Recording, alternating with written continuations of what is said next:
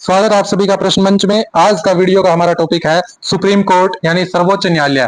हमारे देश में सुप्रीम कोर्ट में कैसे काम होता है, कैसे फैसले होते हैं, ये सब कुछ जानेंगे इस वीडियो में। चलिए शुरू करते हैं। इंडियन पॉलिटी का पार्ट 6 है ये। तो पहला प्रश्न, संविधान का संरक्षक किसे कहा जाता है? जो संविधान का संरक्षक है वो बोला जाता है सर्वोच्च न्यायालय यानी सुप्रीम कोर्ट को। ठीक है, क्यों? क्योंकि सुप्रीम कोर्ट के पास एक ऐसी शक्ति है जिसे बोलते हैं न्यायिक समीक्षा यानी जुडिशियल रिव्यू। इस अधिकार के तहत अगर केंद्र सरकार या राज्य सरकार कोई ऐसा कानून पास कर दे कि वो संविधान का अगर उल्लंघन करता है, तो उस कानून को सुप्रीम कोर्ट अवैध और अमान्य घोषित करके रद्द कर सकता है और उस कानून को सरकार लागू नहीं कर सकती। इसीलिए सुप्रीम कोर्ट को संविधान का संरक्षक कहा जाता है, क्योंकि संविधान के अनुरूप ही कोई कानून इस देश में लागू हो सकता है। अगर कोई कानून संविधान का उल्लंघन करता है, कोई सरकार संविधान का उल्लंघन करती है, तो सुप्रीम कोर्ट के पास शक्ति है उस कानून को रद्द करने की। और सुप्रीम कोर्ट का जो निर्णय होता है वो भारत के अंदर सभी जो भी छोटे दूसरे न्यायालय हैं यानी दूसरे जो अदालतें हैं उन सभी के लिए बाध्यकारी होता है, उनको मानना पड़ता है। सुप्रीम कोर्ट का जो निर्णय होता है वो अंतिम निर्णय होता है। इसलिए सुप्रीम कोर्ट को संविधान का संरक्षक कहा गया है। अगला प्रश्न, सुप्रीम कोर्ट में कितने जज बैठते हैं? कितने जज, और या जिनको न्यायाधीश भी बोलते हैं, इंग्लिश में जज बोलते हैं, कितने होते हैं? 34 जज होते हैं कुल। एक जो होता है मुख्य न्यायाधीश जिसे बोलते हैं chief justice of India, CJI, chief justice of India, और 33 अदर जजेस होते हैं। तो टोटल 34 जज बैठते हैं सुप्रीम कोर्ट के अंदर। अच्छा, किसी मामले में कितने न्यायाधीश मिलकर फैसला सुनाते हैं? कितने न्यायाधीश फैसला सुनाते हैं सुप्रीम कोर्ट में? अगर कोई संवैधानिक मामला है या राष्ट्रपति द्वारा कोई मामला लाया गया है सुप्रीम कोर्ट में, तो उस केस का फैसला कम से कम 5 जजों की एक पीठ करेगी, मतलब 5 जज बैठेंगे और वो मेजोरिटी से फैसला करते हैं। बाकी जो अन्य मामले हैं उनमें 3 न्यायाधीश रहते हैं। ठीक है, 3 न्यायाधीशों की जो पीठ होती है वो सर्वोच्च न्यायालय का फैसला सुनाती है, यानी कोई सिंगल जज फैसला नहीं सुनाता। या तो 3 जज बैठेंगे या 5 जज बैठेंगे, वो मिलकर के फैसला सुनाते हैं मेजोरिटी से। अगला प्रश्न, सुप्रीम कोर्ट के जो न्यायाधीश होते हैं, जज होते हैं, उनकी नियुक्ति कैसे होती है? कौन नियुक्ति करता है? तो सुप्रीम कोर्ट के जज की नियुक्ति करती है राष्ट्रपति।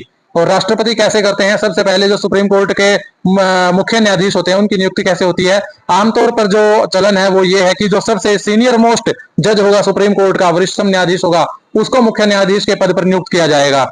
और जो बाकी जजेस हैं उसके मामले में राष्ट्रपति है जो मुख्य न्यायाधीश की भी सलाह लेते हैं, वो उनकी सलाह लेना अनिवार्य है। मुख्य न्यायाधीश यानी चीफ जस्टिस की सलाह पर बाकी जजेस की नियुक्ति की जाती है राष्ट्रपति द्वारा। और कितनी उम्र तक ये अपने पद पर बने रह सकते हैं जो सुप्रीम कोर्ट के जज हैं? 65 वर्ष की उम्र तक ये अपने पद पर रह सकते हैं। 65 वर्ष की उम्र तक ये जज बने रह सकते हैं सुप्रीम कोर्ट में। अब अगला प्रश्न, सुप्रीम कोर्ट का जज बनने के लिए क्वालिफिकेशंस क्या होनी चाहिए? सुप्रीम कोर्ट के जज की योग्यताएं क्या होनी चाहिए? तो सबसे पहले भारत का नागरिक होना चाहिए वो। ठीक है, कोई विदेशी नागरिक सुप्रीम कोर्ट का जज नहीं बन सकता। और इसके अलावा उच्च न्यायालय यानी किसी भी हाई कोर्ट में उसको 5 साल के लिए जज के रूप में काम किया हो।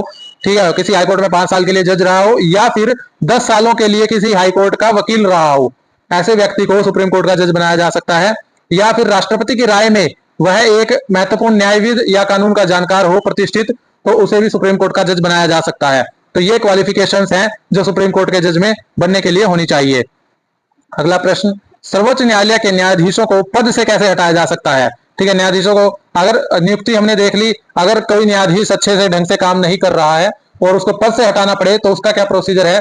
तो सर्वोच्च न्यायालय के न्यायाधीश को राष्ट्रपति के आदेश से ही उसके पद से हटाया जा सकता है। नियुक्ति भी राष्ट्रपति करते हैं और राष्ट्रपति के आदेश से पद से हटाया जा सकता है। लेकिन राष्ट्रपति अपनी मर्जी से किसी को नहीं हटा सकता। राष्ट्रपति किसी जज को पद से हटाने का आदेश तभी जारी कर सकता है जब संसद के दोनों सदन यानी लोकसभा और राज्यसभा में, दोनों सदनों में कम से कम 2/3 बहुमत द्वारा किसी जज को हटाने का प्रस्ताव पारित हो जाए। ठीक है, दोनों सदन प्रस्ताव पारित कर दे विशेष बहुमत से, तब राष्ट्रपति के आदेश पर सुप्रीम कोर्ट के जज को हटाया जा सकता है। और उसको हटाने के 2 आधार हो सकते हैं कि एक तो साबित कदाचार, कि ये साबित हो जाए कि सुप्रीम कोर्ट के जज ने गलत कोई आचरण किया है या गलत फैसला सुनाया है, या फिर अक्षमता साबित हो जाए कि ये फैसला सुनाने में या जज के तौर पे सक्षम नहीं है। तो इन 2 आधार पर सुप्रीम कोर्ट के जज को उसके पद से हटाया जा सकता है। वैसे जानकारी के लिए बता दें कि आज तक सुप्रीम कोर्ट के किसी भी न्यायाधीश को पद से हटाया नहीं गया है, क्योंकि सुप्रीम कोर्ट के जज को पद से हटाने का कार्य जो है इतना आसान नहीं है। दोनों सदनों से विशेष बहुमत से पारित करवाना पड़ता है कोई प्रस्ताव, और वो भी इन 2 आधार पर, साबित कदाचार या अक्षमता। तो इसीलिए आज तक किसी भी न्यायाधीश को उसके पद से हटाया नहीं गया है।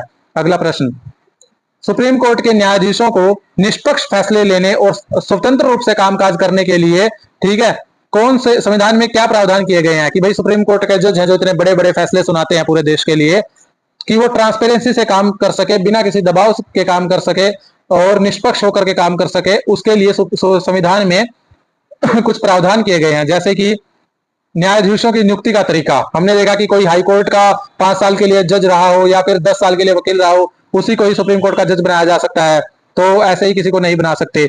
उनके कार्यकाल की सुरक्षा होती है, ठीक है, उन न्यायाधीशों की जो निश्चित सेवा शर्तें होती हैं कि वो दूसरा कोई पब्लिक इंटरेस्ट का पद ग्रहण नहीं कर सकते, ठीक है, और न्यायाधीशों का जो आचरण होता है कि वो कैसे फैसला सुनाते हैं, उस पर सदन में या संसद में कहीं पर चर्चा नहीं की जा सकती, और रिटायरमेंट के बाद वो कहीं प्रैक्टिस भी नहीं कर सकते, ठीक है, रिटायरमेंट के बाद कहीं दूसरी जगह वकील के तौर पर या ऐसा कोई कार्य वो नहीं कर सकते। और सुप्रीम कोर्ट की अगर कोई अवमानना करता है, सुप्रीम कोर्ट की कोई अवहेलना करता है, तो उसके लिए दंड देने की शक्ति भी सुप्रीम कोर्ट को दी गई है, ठीक है। अपने कर्मचारियों को नियुक्त करने की स्वतंत्रता दी गई है सुप्रीम कोर्ट को, सुप्रीम कोर्ट अपने जो कर्मचारी हैं खुद नियुक्त करता है, और सुप्रीम कोर्ट के अधिकार क्षेत्र को कम नहीं किया जा सकता। पूरे भारत देश में सुप्रीम कोर्ट का अधिकार क्षेत्र है और सुप्रीम कोर्ट का जो अधिकार क्षेत्र है उसको कम नहीं किया जा सकता। कार्यपालिका से अलगाव, जो कार्यपालिका है, सरकार जो कार्य करती है, सरकार से हमारी जो न्यायपालिका है उसको अलग अलग रखा गया है। तो ये कुछ ऐसे महत्वपूर्ण प्रावधान है जिससे सुप्रीम कोर्ट को आसानी से स्वतंत्रता से कार्य करने में हेल्प मिलती है। अच्छा, किस मामले में भारत का नागरिक सीधे सुप्रीम कोर्ट में अपील कर सकता है? वैसे तो यहाँ पे एक हायरार्की बनी हुई है कि सबसे पहले नागरिक को अगर अपील करनी है तो निचली अदालतों में वो जाएगा, ठीक है, फिर डिस्ट्रिक्ट कोर्ट में जाएगा, फिर हाई कोर्ट में, फिर सुप्रीम कोर्ट में। लेकिन कुछ मामले ऐसे हैं जिस केस में सीधा कोई भी सुप्रीम कोर्ट में सीधा जा सकता है। वो कौन सा मामला है? मौलिक अधिकारों का उल्लंघन होने पर, मौलिक अधिकार यानी फंडामेंटल राइट्स, अगर किसी के फंडामेंटल राइट्स का उल्लंघन हुआ है तो सीधे सुप्रीम कोर्ट में अपील किया जा सकता है। मौलिक अधिकार क्या होते हैं?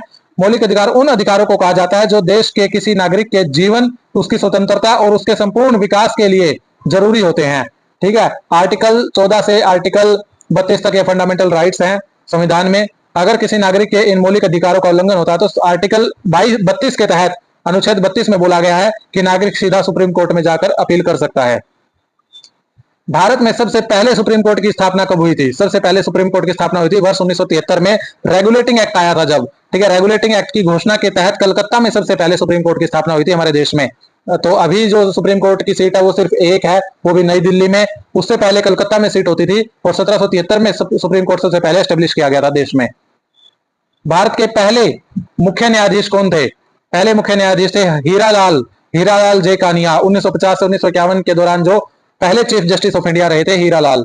और अभी वर्तमान में कौन है? वर्तमान में है श्री धनंजय यशवंत चंद्रचूड़, ठीक है, जो 2022 में देश के 50वें मुख्य न्यायाधीश बने, 50वें नंबर के चीफ जस्टिस बने हैं चंद्रचूड़ जी, जो कि वर्तमान में भारत के मुख्य न्यायाधीश हैं।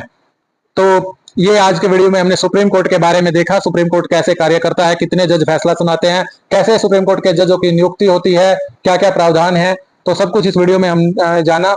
और इसीलिए वीडियो पसंद आया हो तो चैनल को सब्सक्राइब कीजिए, लाइक कीजिए, शेयर कीजिए, और इंडियन पॉलिटी के जो बाकी जो पार्ट्स हैं वो भी हम लाते रहेंगे, पूरी इंडियन पॉलिटी को कवर करेंगे हम। Thank you very much.